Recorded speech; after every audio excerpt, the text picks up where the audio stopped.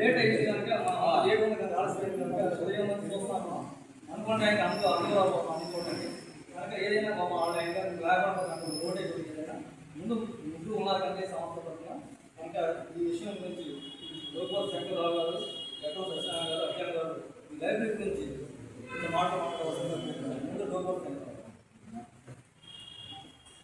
ఈ లైబ్రరీకి general secretary ఈ లైబ్రరీ చెప్పాలంటే 1932 డిసెంబర్ 2వ తారీఖున అంటే దాదాపు 94 ఇయర్స్ అయింది.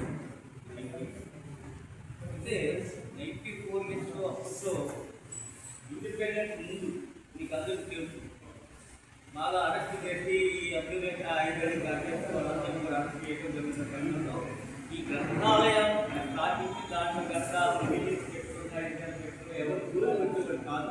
అంటే బ్రిటిష్ వాళ్ళు కూడా గ్రంథాలయం జోలికి వెళ్ళేవాడు కాదు. ఆ ఉద్దేశంతో ఫస్ట్ ఎస్టాబ్లిష్ చేసుకుని ఈ రకంగా ముందుకు వచ్చే వెళ్ళారు. తర్వాత 1947 అంతా బాగా అయిపోయింది. మా మేనేజ్మెంట్